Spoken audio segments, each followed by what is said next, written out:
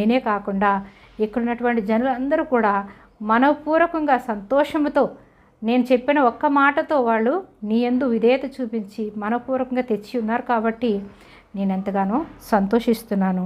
అబ్రహాము, ఇస్సాకు, ఇజ్రాయేలు అను మా పితరుల దేవా యెహోవా, నీ జనుల హృదయపూర్వకంగా సంకల్పించిన అబ్రహాము, ఇస్సాకు, యాకోబుల దేవా, మా దేవా, నా పితరుల దేవా యెహోవా, నీ జనులు హృదయపూర్వకంగా సంకల్పించిన ఈ ఉద్దేశము నిత్యము కాపాడము. వారి హృదయమును నీకు అనుకూలపరచము. నా కుమారుడైన సొలొమోను నీ ఆజ్ఞలను, నీ శాసనములను, నీ కట్టడలను గైకొనుచు వాటినన్నిటినీ అనుసరించినట్లు నేను కట్టదలచిన ఈ ఆలయమును కట్టించున్నట్లును అతనికి నిర్దోషమైన హృదయము దయచేయుము అంటున్నాడు. చూసారా, సొలొమోను మహారాజు గురించి కూడా